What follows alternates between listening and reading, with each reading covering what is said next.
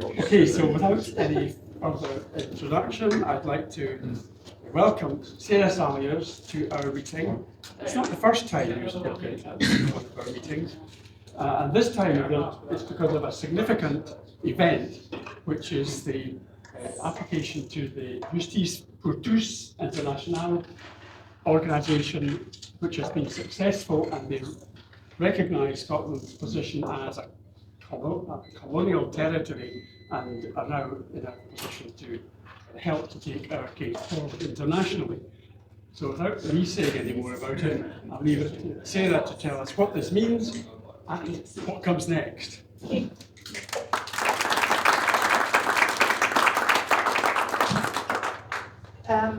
So I think probably, because I could probably talk for the Olympics, so I'll try very hard to keep what I have to say just standard up, because I think probably people have got lots of questions, and it's better to answer the things people have in their minds or want to know about than deliver a speech.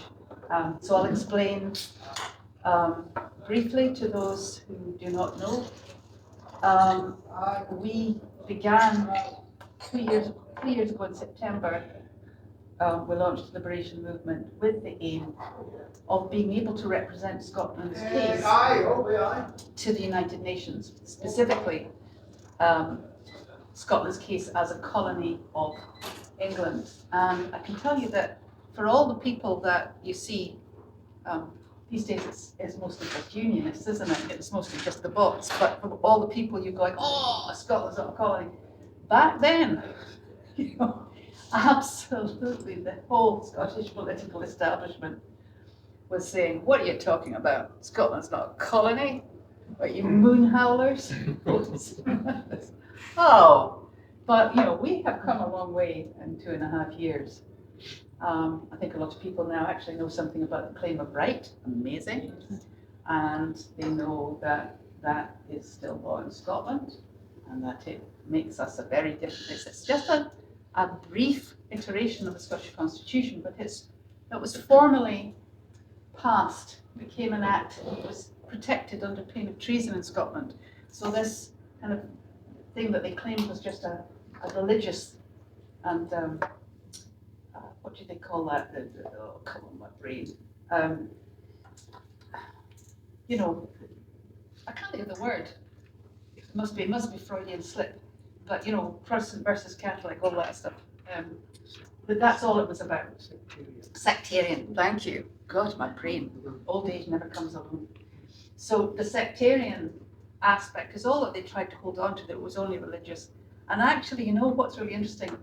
Most of that sectarian part was provided by William of Orange, which the text he gave them, and he gave the same text to the English covenant that passed their Bill of Rights at the same time. But Scotland was protecting itself from an incoming invasion, another foreign king threatening to come up with his army and his fleet if he wasn't accepted as Scotland's king. So it did the thing that countries quite often do when they can see a threat coming.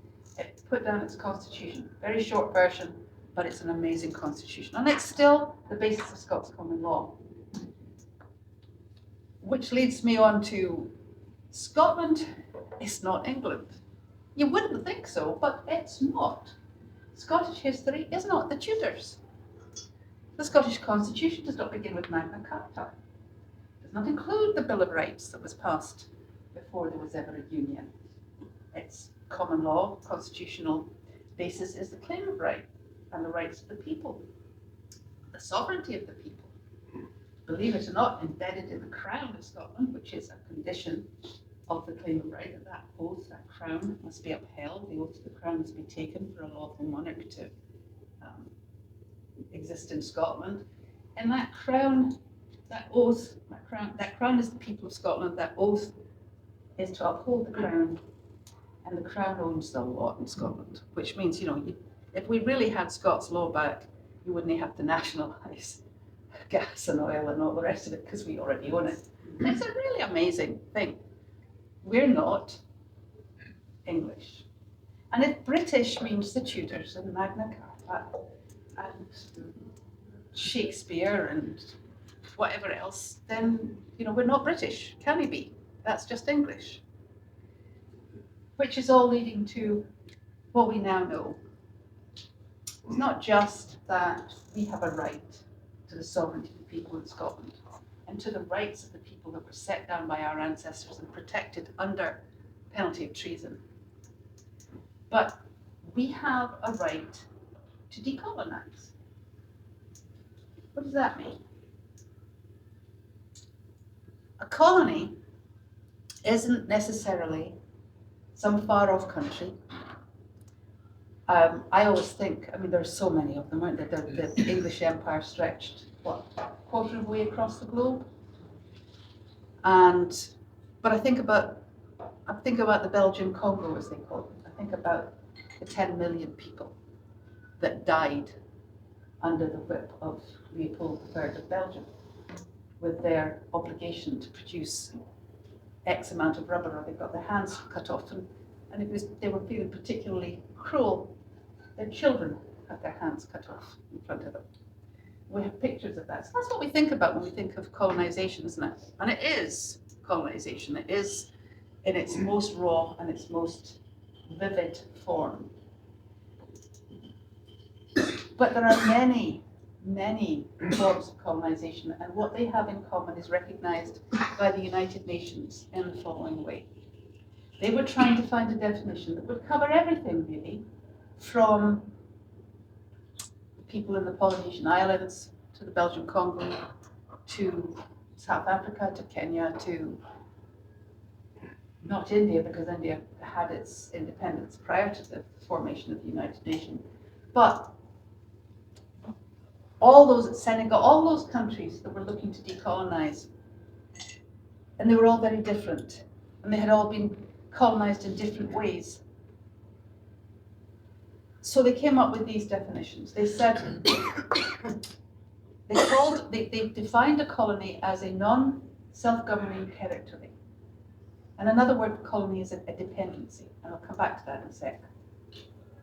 And a non-self-governing territory is one that is geographically distinct, separate, which of course Scotland is. We still have our boundaries. That's because we still have our crown, and our boundaries have never gone anywhere. It is, it has a distinct people with their own cultural identity, languages, etc. And of course we do. And it does not have a full measure of self-determination. Do we have a full measure of self-determination? No, we do not. That's a very broad catch-all. That was to allow a process of decolonization across the world that embraced all the different forms of colony that we saw as a result of the various European empires. Scotland wasn't included, but Scotland was inquired about. And so the British government produced a report in 1954 when the decolonisation process was really getting underway. It really came into its own about 1960, describing Scotland's relationship with England inside the Union. And this report also portrayed Scotland in a particular way, wasn't true of course, but in a particular way as the beneficiary of this union, partner in this union, voluntary partner in the union, and in fact had that famous statement in it that Scotland is a nation and entered the union with England as a voluntary partner and not as a dependency. Dependency being another word for colony. So that was put to the Queen. It was accepted by both houses, and she signed it. It was accepted by both houses of Parliament, and so that became the official definition, accepted internationally, of Scotland's relationship with England in the Union. And it has remained so ever since. And you will have heard many, many politicians talking about Scotland, the voluntary partner in the Union. And there is a reason for that. Don't let me forget it. So, Scotland clearly meets all those criteria. However, the British government told the international community and everybody in Scotland who in 1954, as you can imagine, were desperately keen to know whether Scotland was a colony or not. I think anybody had ever asked that question.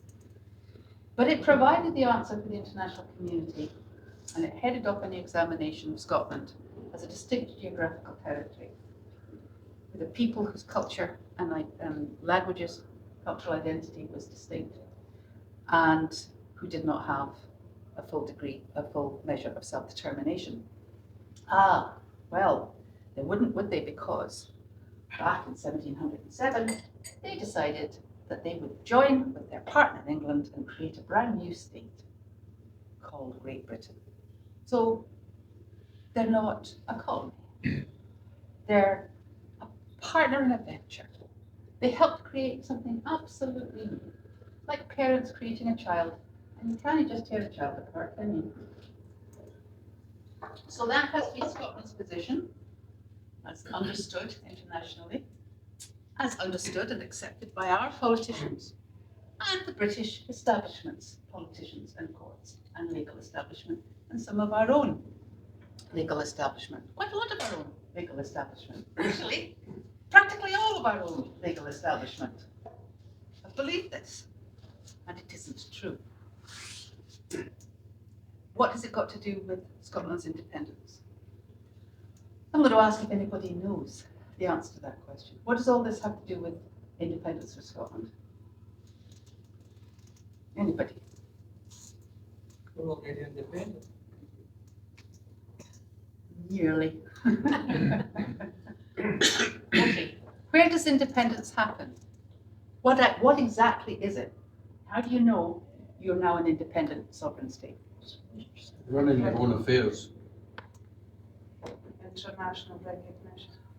Nice and loud, please. That's it. International recognition. Scotland has absolutely every aspect of the state except the right to enter into international agreements, and treaties, and pacts, and trade, like trade agreements and so on, as a state in its own right.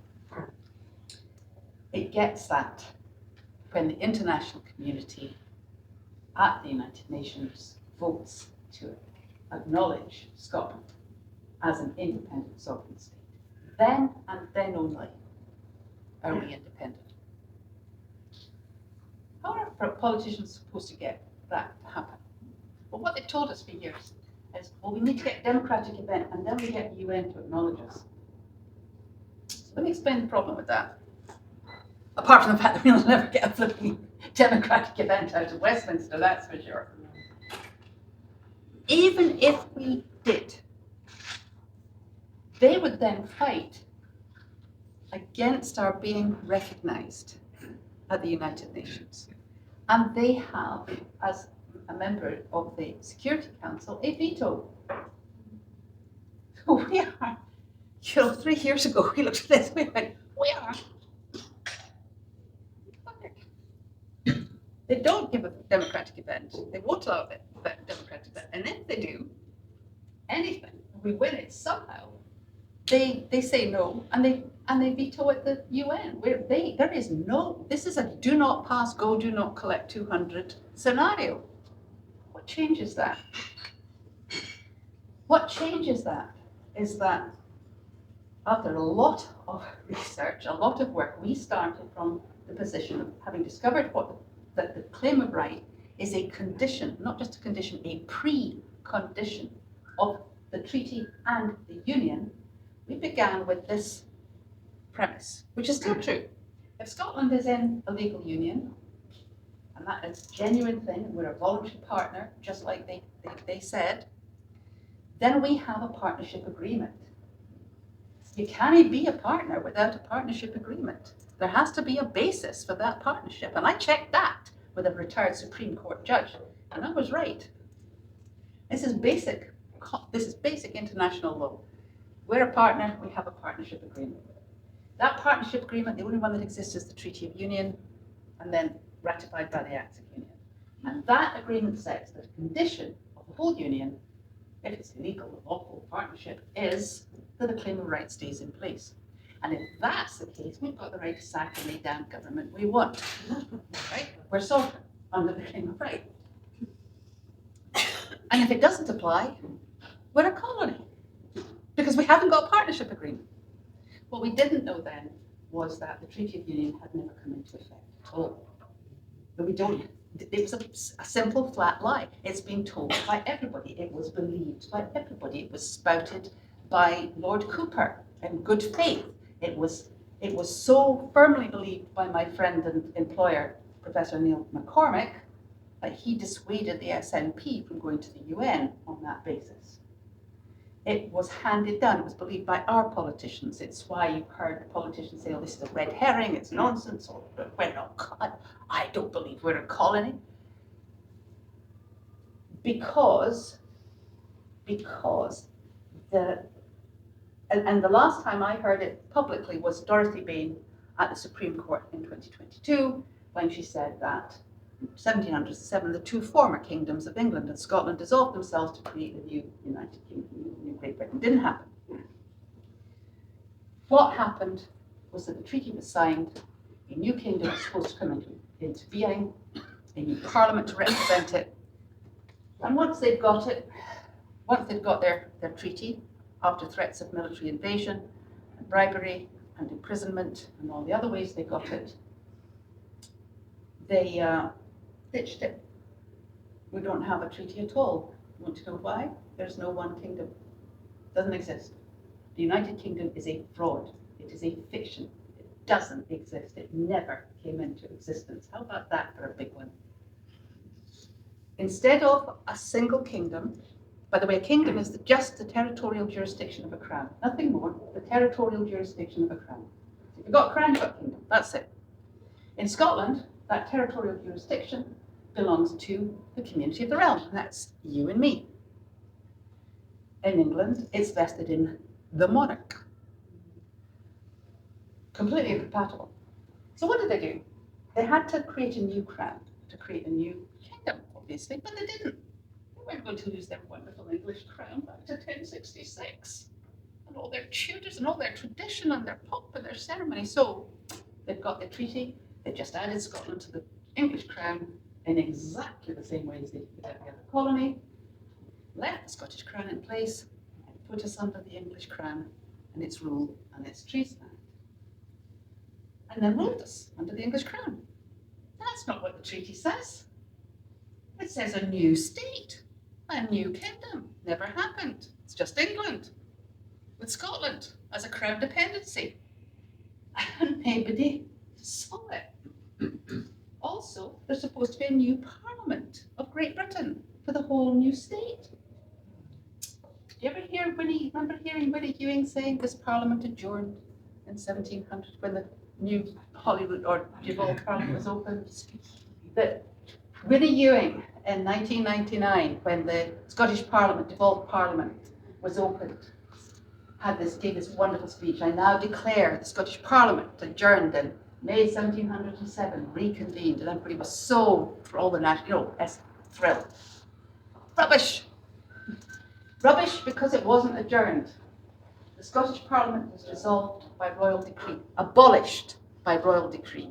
The English Parliament was not, and it continued.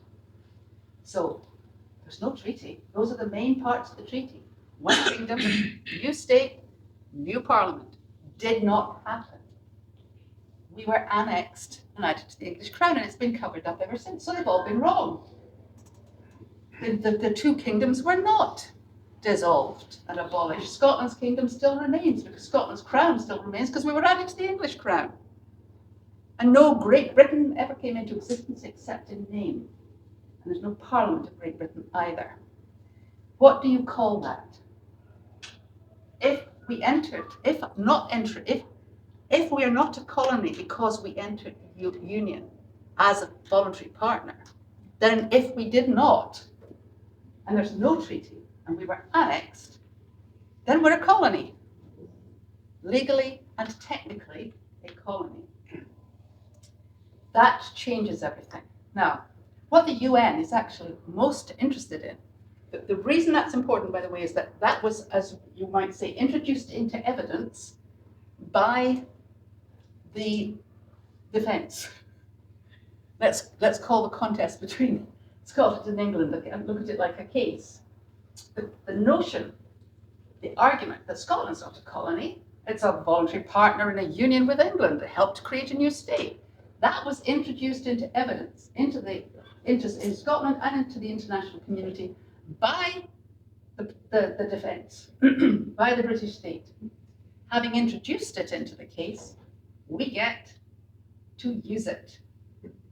They said it, we disprove it. So that's the legal technical side. It's going to matter a lot, but I'll tell you what the UN cares most about is how things look as a colony. In what ways can you say, this really is a colony? How, are the people thriving? Are they treated as equals? Do they have proper representation? Do they have the use of their own resources? Or are they going down to what they call the metropole, the mother country of the administering power, the colonizer? Have they been forced to leave? Have they been subjected to military oppression? Have they been suppressed? Have they been denied their languages, their culture, their history? So one of the things that we were getting ready to produce, to present, is what we're calling the colonial markers. All the ways in which Scotland, to everybody's shock internationally, resembles in every respect a colony. This has never been done before. The colonising and annexation of Scotland has never been challenged. It cannot be challenged here because the coloniser makes the rules. They call it the administering power. And by the way, they've been literally administering Scotland's resources now since about the 1930s, when they had to find a way, when they decided they were vesting the oil and gas under the first Petroleum Extraction Act in His Majesty. So that's completely against the Scottish Crown. Could not be done under the Scottish Crown, but they're vesting Scottish assets in the English monarch. And so they had to have an administrative setup to do that, because the Scottish Crown is still there and still owns it. And that's going to get very interesting, by the way, because of the free ports. That's going to get really interesting, because that's going to be our case. What we now also know is they've known that all along. And any time there has been a challenge to a territorial challenge from the people, for instance, water privatisation or fracking, or when William McRae stopped them dumping nuclear waste in the Galloway Hills, the state has backed off. That meant the United Kingdom Atomic Energy Authority and the Department of Defence backed off from a wee group called Scram, with William McRae as their lawyer, when they wanted to dump nuclear waste in the Galloway Hills. Why? Water privatisation, that was Thatcher, She was privatisation on steroids. She backed off. They had already given the fracking licences when the Scottish government administration had a public consultation on fracking. And the overwhelming rejection of fracking meant that they could put a moratorium in place. Did the British state that was desperate to give their pals the fracking licences do anything about it? No, they didn't. Some already have a license. And yes, they do. That's when they got them. They've been sitting on them ever since. But why did they back off? Why on earth would they back off? Well, here's a thought. Because if they'd gone to court and they had been challenged, it would have come out that there isn't one crown, that the Scots Crown still owns this, that they're administering what belongs to us, and that as owners, they may act as trustees administering Scotland's resources, but the owners whose resources are being held and used in trust are the ones who are supposed to benefit and who have the final say. They don't want that coming out. So, as well as going to the United Nations, our next kind of big thing that we'll be looking for help with is actually going to court with this, bringing it out that we are the owners and they had no business entering into these contracts for free ports and special economic zones without consulting the owners. All of this comes out of the fact that we're colonised. All of this comes out of the fact that there's no UK. Just think about that for a minute. There is no state of the United Kingdom. There is only England, strutting around the world stage with its butcher's apron and stark naked underneath. Just England. That's all there is. That's going to be quite something for the international community to take on board, don't you think? There it is. That UK sitting on the UN Security Council. I'm not sure that was really voted on there. I think that's England, and I don't think they voted England on it. There's going to be some fun to be had with this. So all of that changes everything. I hope you can begin to see how it changes our position. It changes everything. The biggest thing it does is this. Under international law, that state that we're supposed to, that they so carefully pretended we helped to create, it's like a child, it has its own rights. You can't just tear that apart. You've got to negotiate, like negotiating the divorce. You've got to agree. They have to agree. Because you can't just tear a state apart.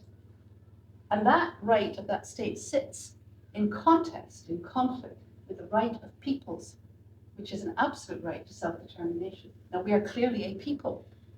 We clearly have that It's quite right. interesting you saying these things, because I adopted my stepson, and he's from Thailand, and I'm his legal father.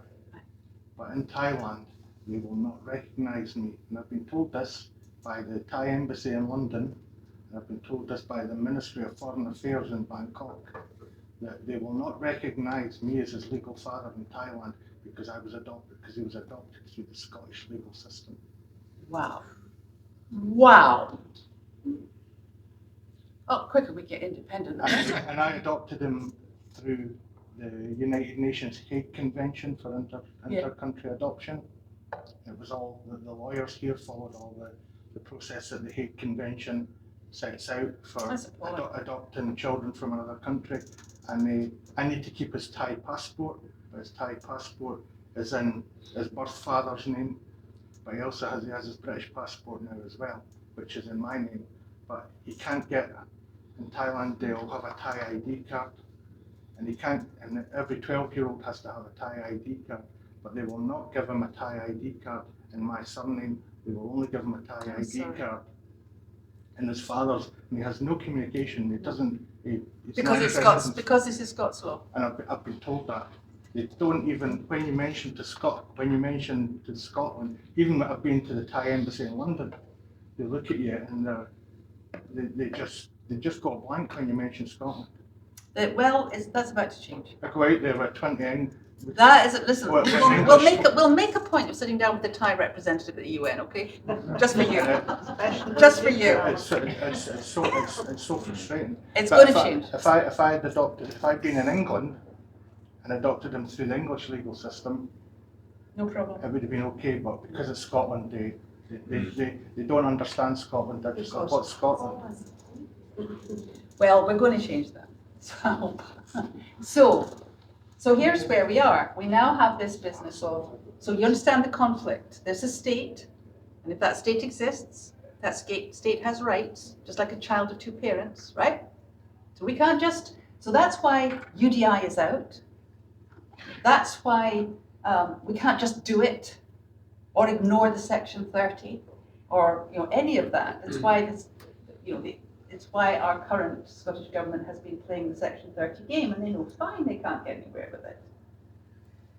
But they don't know any other way, and they're not listening.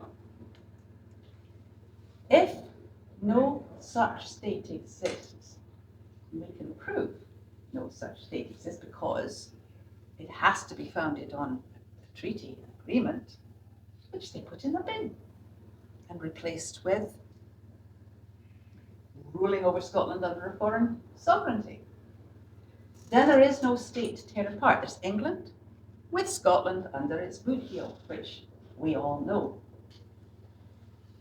In which case, there's being no state to tear apart, there's only the primary right, the fundamental right of all peoples to self-determination without interference. You see how that changes everything? Means that if Scotland has manages to put together a democratic event in which a decent franchise, by the way, that doesn't mean second homeowners, temporary workers, temporary students, temporary military, etc., etc. It means people who've been here long enough that have proved that they have a stake in Scotland's future. Scots born, Scots parents, or I think Caledonia franchises minimum 10 years residence. Had we had that in 2014, we were done, by the way, we didn't win. But that's the kind of franchise that UN supervision ensures. And that is possible, guess what, without Westminster interference. Not just possible, but it has to be without Westminster interference once we have established the fact that Scotland is, in fact, a colony. Now, the ideal aim, the reason that we're going forward with JPTI, and they're very clever, and I think they've come up with a great strategy for getting this, for ending up with Scotland being listed by the Special Committee for Decolonisation, Political Committee for Decolonisation, known as the C24 Committee. Once Scotland is listed, done. We can have that democratic event every 2 years, if necessary. Where we are a colony, we have a right. They don't. It changes the lot. It changes everything. But better still, so remember we started with where independence happens. It happens when Scotland is recognised as a sovereign state. And that is waiting for us. Whatever else happens, this campaign internationally, no matter how the politics go, and the politics internationally are very hairy at the moment and very interesting. We saw America and Russia voting together for the first time since the formation of the United Nations about 2 weeks ago. So everybody was, people could have felt like they'd gone down some rabbit hole somewhere. We have seen a shift across at the south, now blocking resolutions coming from Europe or coming from the north. So the UN, which rubber stamped the invasion of Iraq, has changed to the degree that when they were asked to rubber stamp NATO in Ukraine, said no. Never happened before.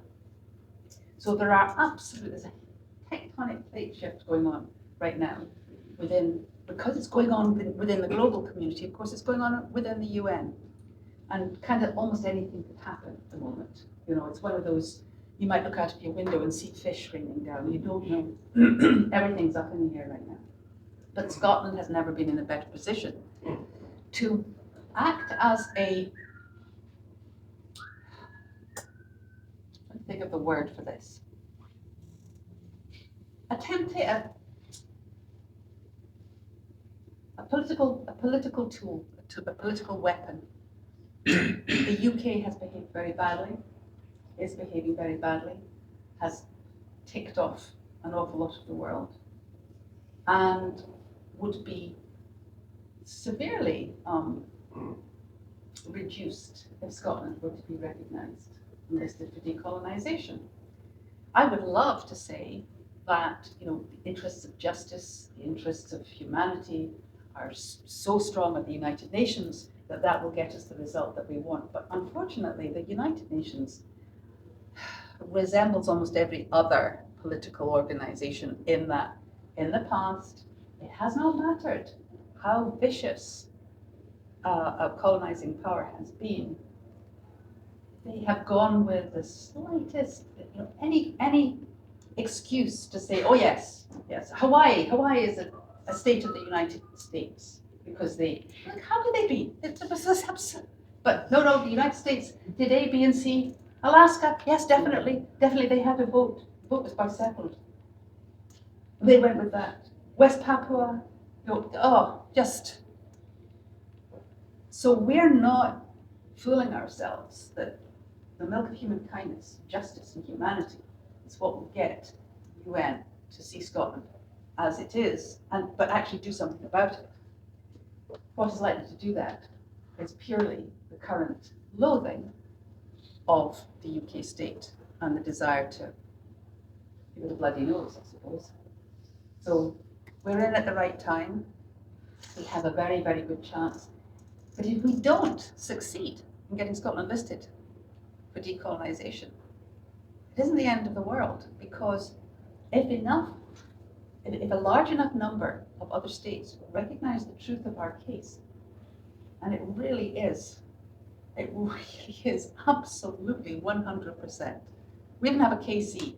KCs only ever give you 70%. They'll only ever come back and, if you're, as our lawyer Ailsa said, when we were preparing to go to court for an appeal, we'd get a KC opinion, and you look through it, and if it was 70% with you, you were opening the champagne because you damn well knew you were coming out of that courtroom with a win. But we never got 100. We just got a 100. We just got a 100. So we know we're right. We know the reaction of the people that we have spoken to already, the people JPTI have spoken to, the people that Mark McNaught speaking to EFTA, the EFTA conference, while we're having to tear our hair out and desperately try to convince our own Scottish politicians, supposedly pro-Indy, that this is really the way we have to go. It's the end of the Section 30, it's the end of the begging Westminster, it's the beginning of Scotland coming out of that damn corner, ding ding, with the boxing gloves on. But we go and talk to people internationally, and we met with people from BACHA, the Baltic Alliance, States Alliance. They're absolutely astonished, and they get it just like that. Just like that. So imagine, even if we haven't got listed for decolonisation, if we're fighting for, but we have all these allies now, because we've made this clear on the international stage, in the international community. Come the time where we have to push, or we do something that take the reins and we say, okay, we're declaring this a plebiscite. We've got the support we need at the UN to recognise us. If we haven't done enough damage to the UK to prevent them from vetoing us, that's a problem. But then, if they do, it proves that we're a colony. So, How can they veto us? they could veto a UN resolution acknowledging Scotland as an independent They're not part of the sovereign Seafood state. Committee. No, if we get listed by C24, there's absolutely nothing we can do about it. Yeah. Nothing. But if we have already applied for that list, and it's been, rolling on, and this, that, and the other has happened, and we then have a democratic event, which they refuse to recognise, we will automatically get listed, because that would be proof. See what I mean? So there is this. It has always been absolutely essential to take the fight to where independence is recognised. Surely the people at the United Nations then, that you're talking to, are they not thinking, well, Scotland has a pro-independence government, supposedly. Why are they not coming to speak to us? Oh, undoubtedly they will be saying that. But then, of course, we can always point out. Because I should say, I think the Section 30 order thing is just nonsense. It's never going to bring around what we need. Well, here's the thing: the Scottish administration, not the Scottish government, is an arm of the Westminster government devolved to Scotland under the Scotland Act. It is part of the administering power, and it is not allowed to go and speak to the United Nations on Scotland's behalf. So if they're not aware of that, we'll explain it. There are things they could have done and should have done and haven't done. We're going to have to find a way of explaining that. Anyway, look, I told you I could speak for the Olympics. I will stop here so that people have a chance to ask questions. There's so many other things I could talk about, and so many things this means for us now. The most important being for everybody here. We have to stop. You will notice that there have been no politicians leading this campaign. We have now over 17,000 Liberation members. We have 11 Salvo pubs, which is the campaign arm of Liberation across Scotland. We have no politicians, apart from ISP, let's give them their kudos that they're due. They have supported us from the start. Leading this charge, providing advice, helping with lawyers, making contacts for us. None. So we've come this far as ordinary Scots. None of us is any different from anybody in this room. So what I would ask everybody here to consider is this. How used are you to waiting for someone to do this for us? To get a leader, get someone elected. I'll go out and I'll vote, or I'll leaflet or something, and then they can do this, right? It's not going to happen that way. We have to do this. So some of us can go and do this and present this at the UN. Yes, the UN's not going to pay much attention if there's not something coming from Scotland. Your rights, my rights, are being taken every single day and sold, and I mean literally sold, to foreign corporations. Are you fighting it? Yeah. You're entitled to, I don't know, you're entitled to. These are your rights. They're getting away with it because no one's challenging legally, properly. What else? What about your civil rights? Do you know what exists in the claim of right? Are you looking at how to challenge for that? Challenge at council level, challenge at national level, get together with others. It's not just getting on the streets and waving flags. When, nobody wants to see an armed revolution. We don't do that today, thank God. Well, I hope we never do. But we should be. You remember hearing about politicians making a nuisance of themselves and standing up and making a nuisance in the House of Commons. No, we want real nuisance.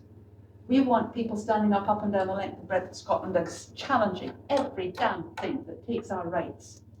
Our common law right to the claim of right and all the privacy, right to protest, right to justice, right to representation. The list goes on. And they're taking 1, 2, 3, all these rights.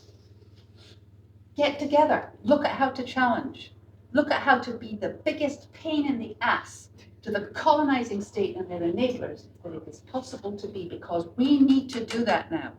We need to become ungovernable by the colonial exploiting power. Vive la revolution! We've always said liberation is the peaceful revolution. If you haven't done it, sign up online and then get everybody else you can, and then think about how can I make trouble? Legally, rightfully, claiming the rights of Scots. Who can I join to make trouble? And let's make as much trouble as we possibly can. Well, when we go to the UN and say, see, Scotland's not sitting back and taking this anymore. Anyway, thanks for your time and thanks for having me. Thank you.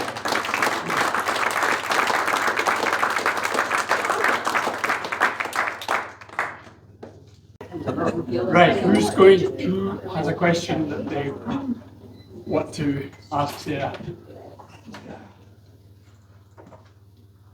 Surely some of you must have been. Jean. That's fabulous and really interesting, and thank you. So if I understood it right, we have to do two things to get independence. One is get the legal stuff sorted out somehow that the UN recognises. And the other one, we still need to have an event at which we have to persuade more than half, a decent amount more than half of Scotland to come to the event. So in terms of resources, is it more important that a small group like us work on finding some legal challenge and attacking it, or trying to convince the population that they want to be independent when you other people have sorted it out? Okay. So it's a really good question, and I'm grateful you asked it, and I hope you will forgive me for the answer. Okay. Both. So, what happens at the UN, although the issue is a legal and technical one, actually what happens is political. So just so that we're really clear, as I said, what will decide our fate is the politics of the time. I wish it wasn't, but it is. But that opens the door. Now, what does it open the door to? The right to self-determination. It doesn't deliver independence. He delivers a clear, open road. Okay. Now, at home, take the word independence, put it in the bin, and don't take it out again. It has packed up and gone home. People are no longer inspired by it. They will vote for it, and that vote is going up all the time. But they're not inspired, they're not on the streets, they're not demanding, they've given up. And can you blame them? People have been taken up the hill, referendum, another referendum, get ready, down the hill, and up and down. And how many times? 16 times? I don't know. Not only that, that while that's happening, the poor have got poorer.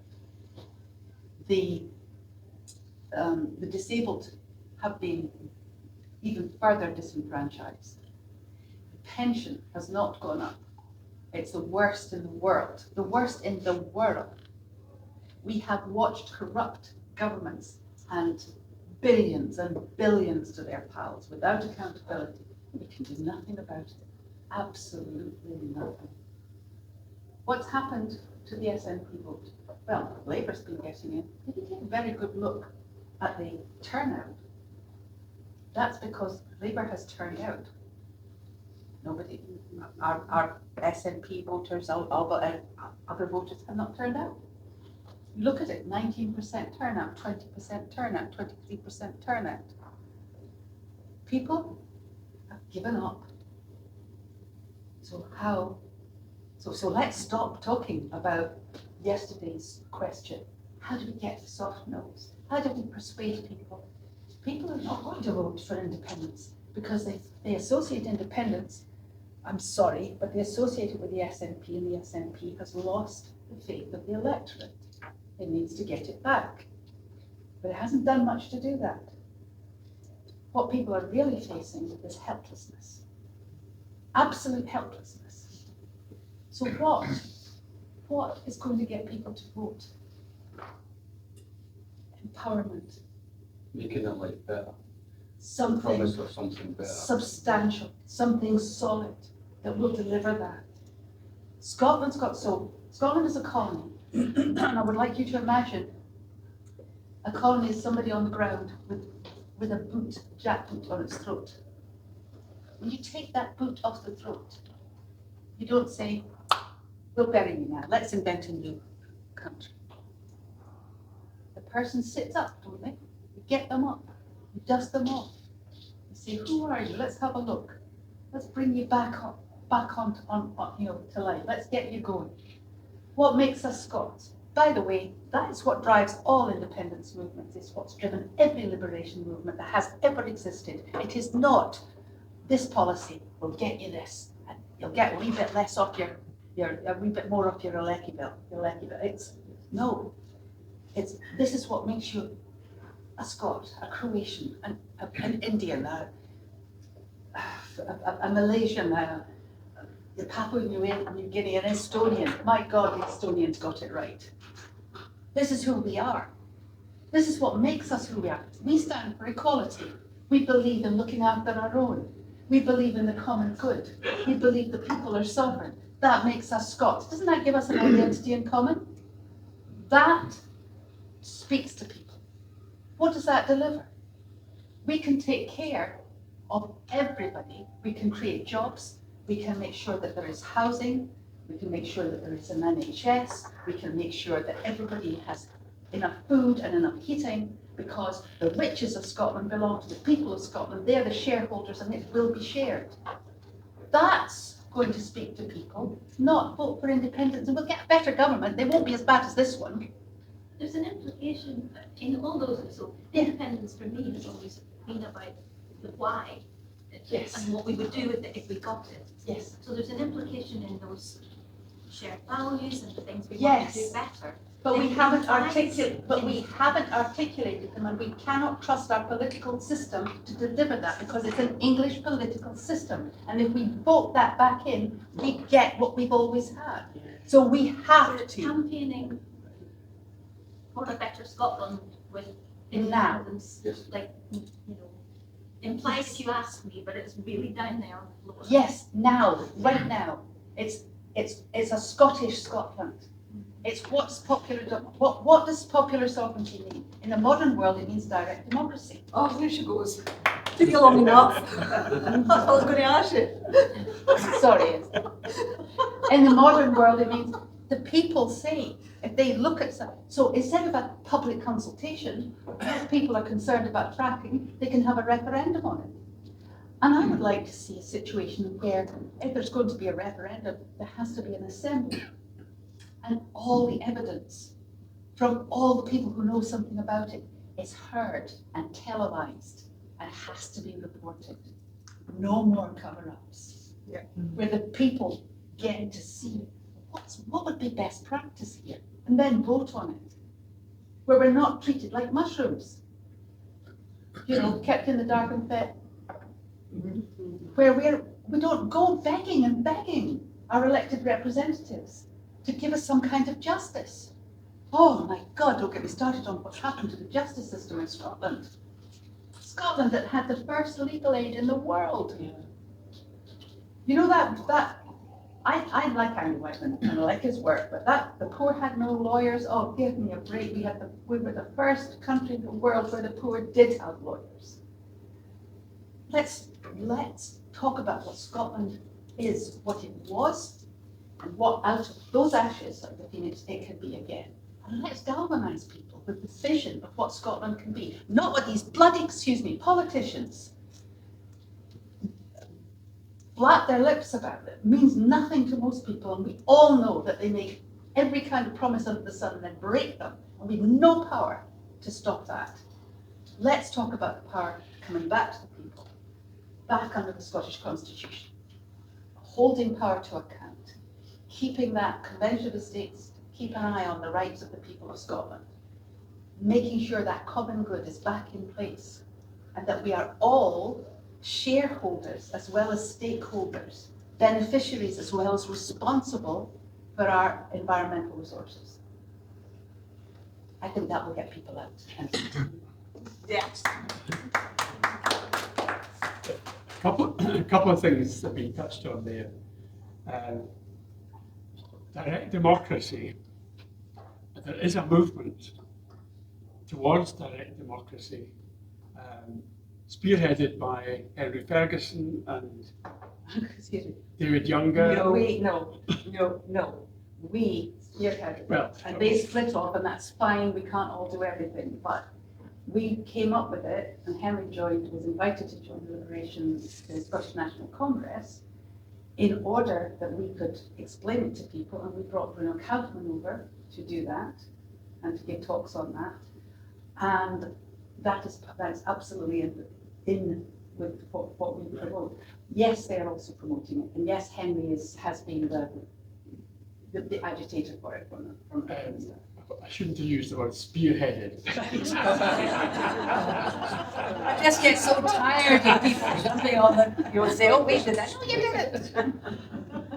All of these groups are working towards the same end. Yes, we are. And so there is this leaflet about signing the ICCPR petition. I have to say, we sent out all our liberation then. Right.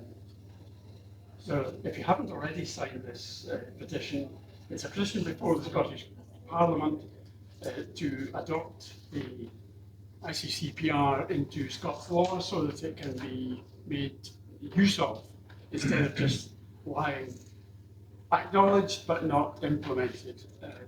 What does ICCPR It's stand for? International Convention on the Promotion of Personal and political Political rights. rights, Convention on civic and political rights. Civic and political rights. Is that the same one Andy Anderson said? Yes. Yeah, Andy Anderson's another. Yeah. Andy, Leah, Henry, David. The Climate might not do that anyway. Sorry? The Climate might not do that anyway. It does, but I think every possible, we want to kick that door in by every possible means. exactly. So, and I think there's Mike Fennick is also collecting signatures for something. He's got a lot of signatures that he wants to put in front of the United Nations. As well, so. And I'm hoping that he will for them in front of the United Nations at about the same time as we're getting sponsors for listing Scotland people. That's good. You're And, doing that for about 5 years, I signed it many years ago, a number of years ago now. So there's a whole lot of initiatives that are going on. So that was the direct democracy, and I see a letter or an article from David Juncker just now in Substack or whatever it is, direct democracy posted. And the other thing was the identity. Believe in Scotland is pushing more and more cultural events which take that sort of idea of an emotional connection with Scotland and try to foster it. So the next one is in Dundee on May the 11th, and it's at the Bonner Hall in Dundee it's a Sunday, and we're hoping to get some biggish names along to that to just generate a feeling of community, if you like, what Scotland is like. The first two events were very successful and enjoyable, and we're hoping that this third one will be even better. So that's May the 11th, put that in your diary. It's on the agenda. Now, you haven't said much about, you mentioned the Freeport meetings. On the tables, or maybe you all got one, there's a leaflet about a meeting on Sunday, this coming Sunday, in Burnt Island. So this is something that we need to get worked up about, because these reports are taking place, they're being implemented as we sit here. So it's another example of the kind of decisions being taken above our heads, over our heads, without our consent. So it's something that we need to get involved in. Any other questions for Sarah? Yeah, Cal. You mentioned being disruptive. Have you got examples of what those kind of things? Challenging. So things would public be? meetings that challenge putting battery storage on public land. Look into it. Look into it. Do what? So if you have a look at what groups like Scram did, and I think online you'll find their book, The Poison in Our Hills. They just challenged all the way about the dumping of nuclear waste in the Galloway Hills. They made an absolute nuisance of themselves in every way possible. And they won. They won because the law was on their side, and the law is on our side in Scotland. So have a look. What's happening to what's happening to Fife's common good lands? Where are they? How long have they belonged to the community? The councils were given administrative control of the common good assets and land, but they don't own them. They haven't a right to dispense of them in any way they see fit, because they are literally the common good. They belong to us. What are they doing with them? Find out. Make yourself writing letters, going and calling a councillor, phoning up, turning up in a group and saying we want answers. That's making a nuisance of yourself. If you're polite, but really annoying, you're doing nothing wrong. It's happening up in Lindley just now with that battery storage. Ah, They're yes. all against it. So we make a nuisance. I'm going to address that. Can I address that? The reason for that is one of the main topics of conversation at our meeting next week Sunday night in the afternoon in North Island. We're going to be talking about our energy. We've had two meetings in Fife about Freeport, so this one is going to be moving on to the theft of our energy. And the battery storage, the best units that are coming to across Fife is shocking actually, how many that we're going to be. But more interestingly, I'd like to see some of you there actually, because we have got some elected reps coming to join us. And we've had a few confirming they're going to come. So if you want to make a fuss, if you want to start making a fuss, come to our meeting on Sunday. And do some research. Find out where are the common good assets? Where is common good land? Look into the fact that and challenge on the fact that we are the crown, and Scottish crown has never gone away, even the royal family admits the Scottish crown is still there, there's two crowns. And under the Scottish crown, we may be ruled unlawfully by an English crown, but we still own Scotland. We own Scotland. We have to be consulted. We have to be asked. One of the things I keep half an eye on the Freeports group, Salvo threads, and they're always doing, they never stop. They're just amazing on the stuff that they're doing, all the research, all the stuff that comes up all the time. But I noticed a while back, and nobody has managed to bring it back to me, that there was Lee Doubles, is that how you say it? Doubles, she's based in Aberdeen, just outside Aberdeen. Anyway, she found they were following the pylon stuff, the imposition of these pylons that were marching across the land to take the electricity from Scotland to England. But they had the government put out this notice, a black and white notice with the crown on it, saying, and it literally said, we realise that we need to be more engaged with the community, and in the future we will ask permission before we do. They used the word permission. I went, hold it right there, you only ask the owners for permission. They've admitted it. We're the owners. Stand up and say it. We are the owners. So, go and find out who's behind it. Go and get them coming out of their offices. Get like you were when you were 17. Get bullshit. Get polite, but really annoying and unstoppable. Imagine that happening up and down Scotland. Are these battery storage solutions that are kind of earmarked to happen, are they going to be connected to this subsea cable that's going to be going from the fourth down Going to through England? Kinghorn and down south into Norfolk. So they're putting the battery storage in Blangy, but it's going to Norfolk. And they're incredibly dangerous, and if they do, and they go on fire all the time. All about it, we'll tell you all about it. I noticed that Ed Miliband says that there are communities in Scotland that want nuclear power stations. Yeah. I would really like to know where these communities are, because if there are communities wanting nuclear power in their community, there's something badly wrong with the... But yet again, they're hoping we don't find out, as they have previously hoped and held on the idea that we wouldn't find out, that they do have to ask our permission. If you force the issue into the open, they will have to ask our permission. We own Scotland. They'll say there's 350 Applications. no, they've been passed. 350 licenses that on our land. So we're talking about more onshore wind farms. We're talking solar farms and animal farm land. So animal land. So where are we going to get crops from? Where are we going to graze their cattle and sheep and whatever?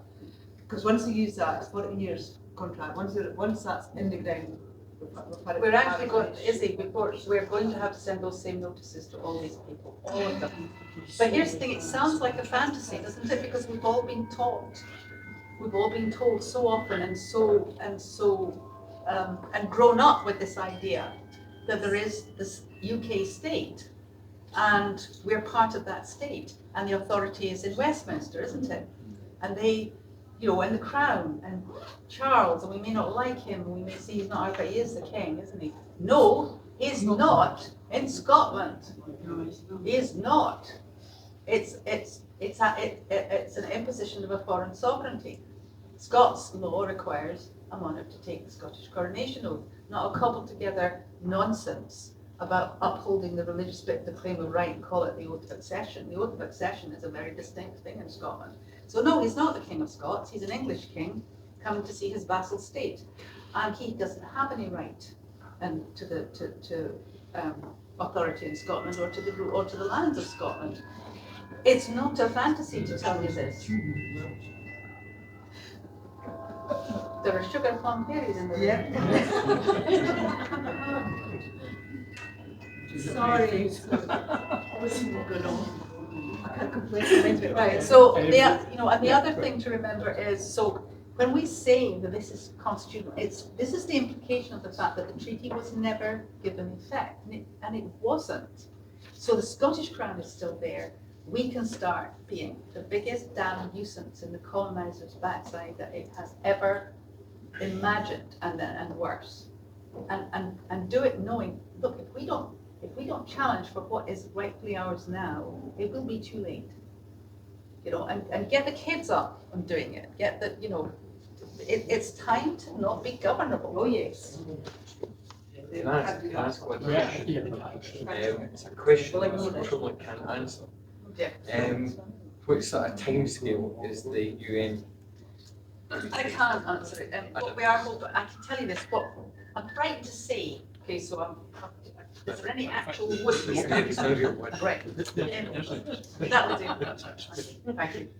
So the plan is to lobby and hold events and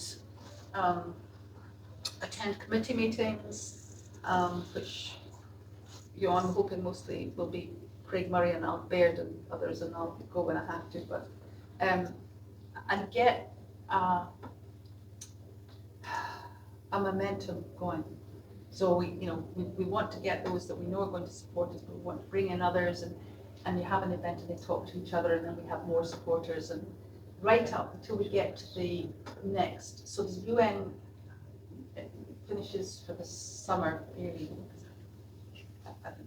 June, but anyway, so come September, late September, that's when we're aiming to have a supporting state put forward our case and ask for and with as many countries supporting as we can possibly get.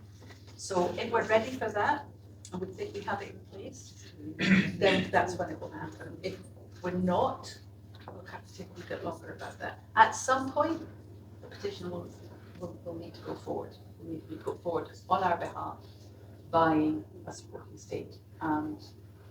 But there's lots of finessing and politicking that can go on in the background to make sure that at the very least we get a committee of inquiry.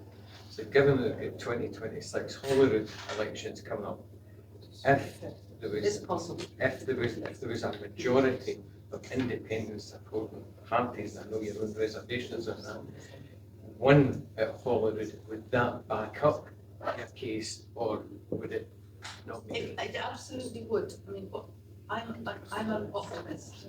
Yeah. So what I want is to see what I want to see is our incredibly opaque and dangerous election voting system overhauled so that we know it can't be rigged. At the moment it can very easily, and I could show you how it can be rigged. Largely through the postal vote, but there's other ways that it can be done. What? I'm just convinced that it was safe. Right, thank you. It's absolutely. I'm always saying, no, don't trust it. Thank you. If you have the whole electoral roll in the hands of a Tory-run voting outfit like IDOPS, for instance, and they have the electoral roll, and they send out, and they do, usually by the council, they send out the, people register for postal votes, and out they go, and they all come in, and I think it's got to be 2 weeks before the actual vote. So now you can see who's voted and who hasn't. You're a Tory bachelor. I don't think I've ever been so insulted. I'm putting you in the role of the Tory. Not me.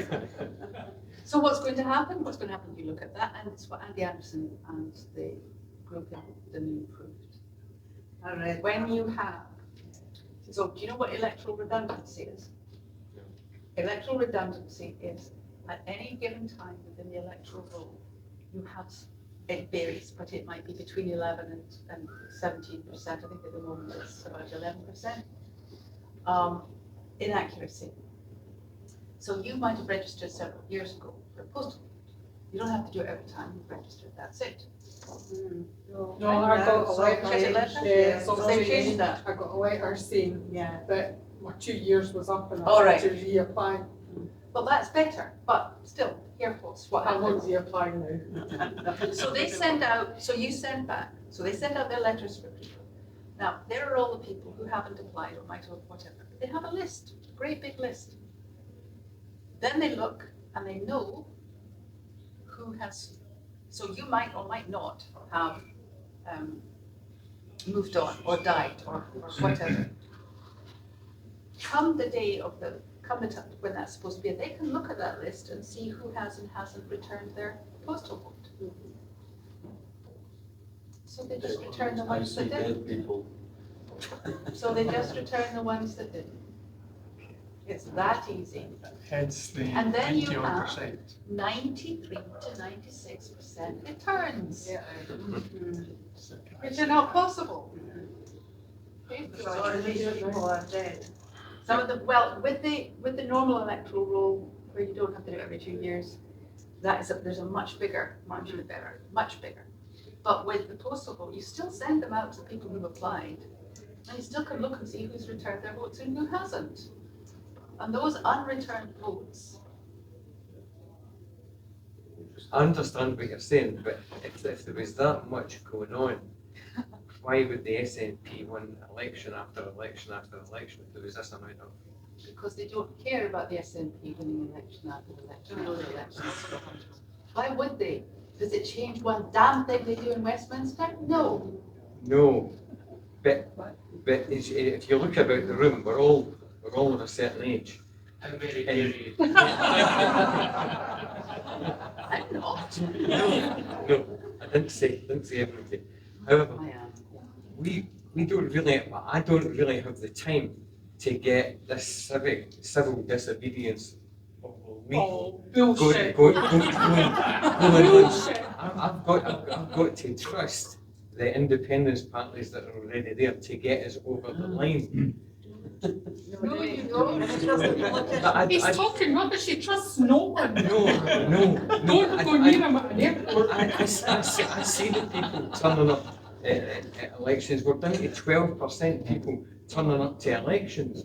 People are not interested, they're So disenfranchised. let's have a, But I don't think you're going to whip up enough let me tell you a enthusiasm. story. You can in this room, and that's why. Let me tell you a story. Okay. So we make this room bigger. Let me tell you a story. The biggest electoral turnout, do you know when it was? Well, I thought it was 2014. But No, ever in, in elections, it don't mean referendum. right. Biggest, and by the way, nobody ever gets a 96% turnout, you can't. So that should have told you right away. But the biggest electoral turnout ever.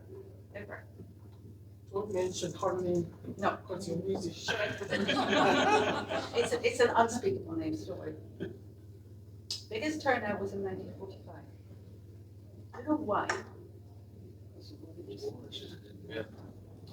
People they were absolutely broken, finished, whatever.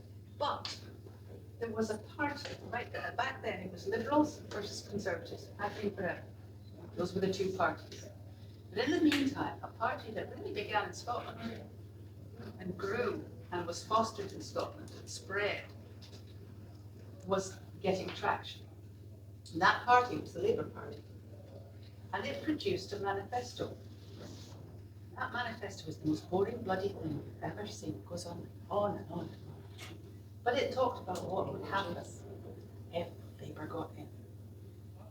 How they would bring in a national health service. How they would build social infrastructure, roads, bring in decent working conditions, give trade unions a say, bring in workers' rights, education, decent housing. And people flipping bought that manifesto. There's no pictures in it. Honestly, it's little writing and it goes on like that. I've got a copy. People bought it. They paid for it. And then they voted. The highest number we've ever seen, the highest voting percentage we've ever seen. Labour may not have stayed in power after that one election, but they did everything they said they were going to do in that manifesto. Keynesian economics. How you got, and people were not, they were not about to go voting because of war it. They went and voted because they were given a promise and a vision that was real. That's why they voted. We've got to do the same.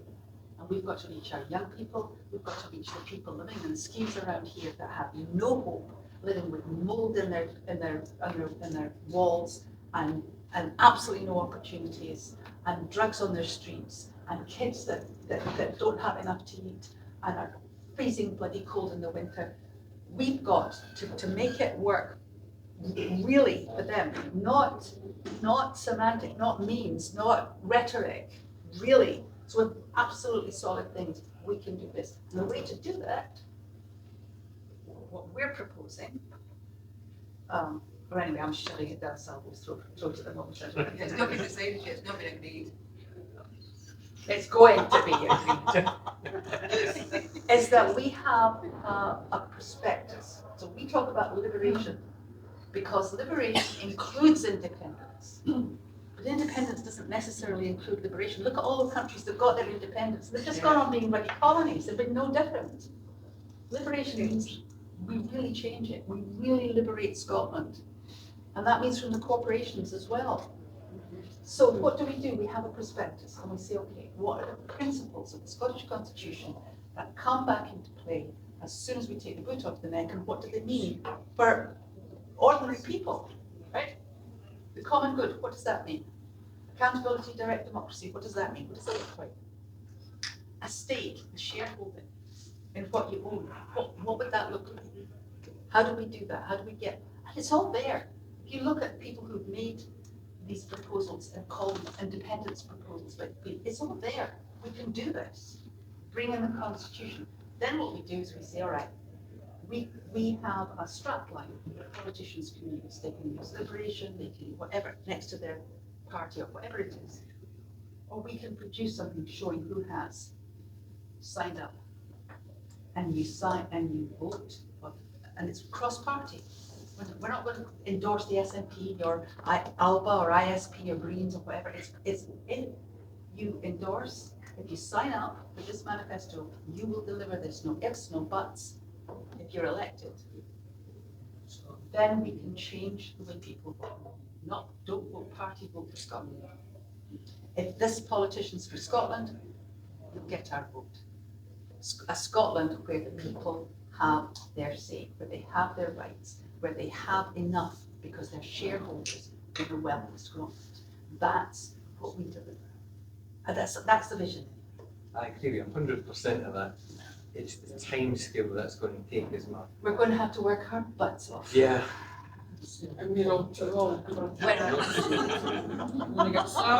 I have aged at least 20 years in the last 3 doing what I have done. If I am not going to stop when it's worth it, then come on. We can do this. I think the catalyst could be the UN decision to people We need thinking, to have yes, it ready. yes, We need to have it all yes, ready to go.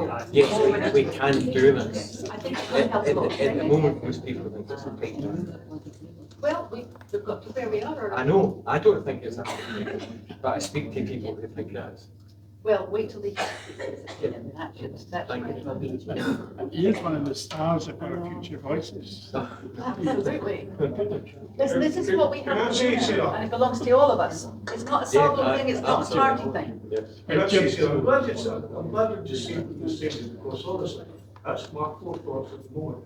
Because when you look beyond liberation or independence, I wouldn't be too keen on having the SNP govern this country. Because to say it's going to be a continuation of colonised thought, manner, practice, I don't see any change. Burden South, Grangemouth closing, land reform, water possibly privatised at some point, Yeah. I don't trust the SNP to govern this country. I don't trust the political system. I think it's an English political system. It is absolutely geared for corruption. It's very difficult for people to enter that system and maintain their commitment and integrity with all of the kind of lobbying and so on that goes on, particularly while we're under Westminster. Let's be fair to them. However, you change all that when you put the power back in the hands of the people, and you bring in direct democracy. Well, perhaps we're too far down the road, I think, with the elected MSPs. And the SNP, I think there's a strong element there I really don't like. I don't like the politics. I think the whole world. Colonisation would continue if they had I think if we keep the system we have, you are right. Because the system is a colonial system. It's built to colonize. It's built to colonize even internally, where you have divisions created between people put into the different classes. So you have the have-nots and the haves. You have the incomers, you have the outsiders, you have, you have the gender nonsense. It's all division. And it's there, and that is there to maintain internal colonization, internal colonialism, so that each group is controlled by virtue of being in opposition or conflict with another. Yes, I understand it too. I think the elephant in the room is this. The Holyrood system was designed for a colonial administration rather than a government. In the normal sense of a government, it really is just it was never intended that our party dominate Holyrood. It was always going to be coalitions and really just an administration. So I bumped into Douglas Chapman at the weekend, and Douglas turned around and said to me, well, I know he's retired and that now, and he said to me, he says, I have to admit, he says, my years spent in Westminster, he says, in trying to talk within the SNP group about independence, he says, was utterly depressing. I'm aware of that from various sources. Scott. Yeah, I just wondered, obviously in this room's independent supporters have been involved for a very, very long time. Do you think, as a group, we are really underestimating just what kind of impact this could potentially have if that recognition of the colony status and stroke the fabrication, or you could call it a lie, of the British state even existing as a legal entity, because it is literally detonating a massive bomb, which is the whole point of it. But my concern is in terms of media sources of it and how that kind of gets portrayed, and what could the British state do to mitigate that signal being transmitted? Because I just think if people did realise that, we're talking about how do we get independence, and they wait a minute, they're saying we already are. In fact, this whole thing's been a nonsense all from the start. You can just. There's a difference between being independent and colonised. So, independence is actually just decolonisation. That's what it is. But the fact that you are colonised, suppose that we had somebody in this room had a slave, and that person, and this is in a country where slavery is illegal. I'm thinking that because I saw a judge arrested in Britain this week from the former ICC judge who had a slave. I'd heard sat on panels on human rights and abolishing slavery. He had a slave. So, we live in a very odd world. But let's suppose that was happening. The fact is that person would still be a slave, even if slavery is illegal, and they should not be, and they are not. There is no right to have a slave. That person's still a slave. We are still a colony. When the truth gets out, then people are outraged, and you could say that story just now, and you could feel outrage, and that was allowed to happen. But the outrage is only there once that becomes a story and a thing in someone's head. You're right. That happened, you know what I mean? And again, anyone here is really independent supporters, 100% on message with the whole lot anyway. But it's the people who aren't giving it any kind of airtime or head time, as you're saying, lined up to top their back down. Listen, let me tell you something. It's a very difficult thing to uncover. Hence, it has been uncovered before. It's a very difficult thing to believe when you see it. It's a thing you can't unsee once you have seen it. One of the things with in the Liberation Committee, because there's constantly stuff coming up on the committee thread, and people are permanently angry. It's just there's so much. Our entire history has been suppressed or rewritten or written out. It's incredible. Totally. Well, when you think of the manipulation of believing that you're part of a union that never happened, and everybody knows that's true. Anybody can tell you that's true, that there's a union. Of course it's a union. Of course it happened. It would be so ridiculous. all our, SNP luminaries will tell you that. Up until recently, all the Alpha luminaries would have told you that. And they were wrong. They are completely wrong. But they won't believe it because they're so communist. They can't see it.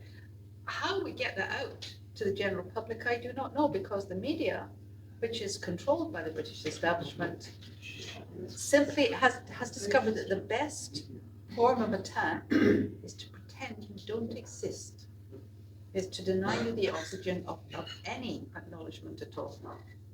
Only the National will occasionally do it, and then they will make us look very small and do their best to make us look foolish. No, somebody said it. The National. In what way?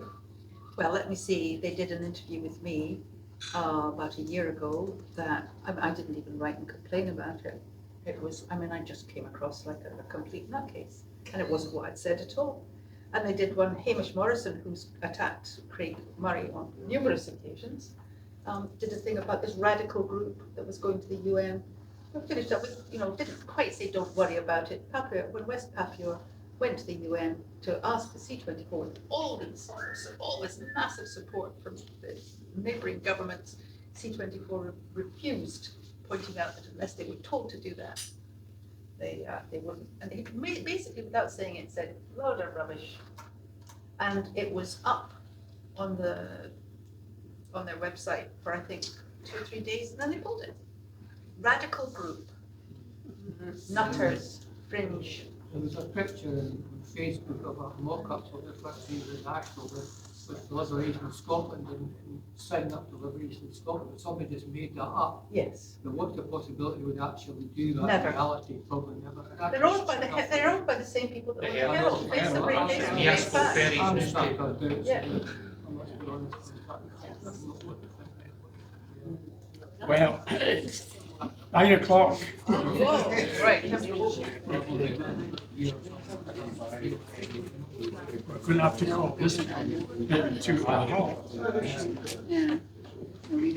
I haven't got time to go over the rest of the agenda, but some of the detail is on the sheet of dates and so on. What I would like to draw your attention to, though, is the Leaving Scotland Open Congress questionnaire, which I've got paper copies of that we're going to give out, but it's got to be filled in online. So on the paper copy there is a QR code which will take you to the online version of this questionnaire. We're looking for ideas for a bigger convention in the autumn, and the ideas about what would be discussed at that bigger convention. Some of us were at the Forums convention on the 1st of March. Sarah was there, Scot was there, and anyone else was at the Forums convention, and Ian was there. So all I can say about that is that it was a very good meeting, and another one is planned for the 14th of June, and it was well worth going to. 3 topics were considered. There wasn't enough time to do justice to any of them, really. It was too ambitious in terms of number of topics. So I think the next one will be much more restricted in the number of issues that are being considered. But the ideas there are to generate a kind of prospectus for an independent Scotland, mentioning the kind of things that Sarah's been mentioning. And in order to do these things that you were mentioning, of course, as we all know, we would need our own currency and our own central bank in order to generate the money to do these things. And it's just a matter of modern monetary theory, how this would be done. So don't worry about how it will be paid for. Every single independent country that ever got its independence had no problem at all producing its own currency. So Estonia did it 6 weeks. 6 weeks, Estonia. the next meeting is on the 15th of April. And I was hoping perhaps to get Mike Fennick along, but I'm not sure if he's able to make it yet, so that's in process. And he's the one who has one of these, the position that we mentioned earlier on.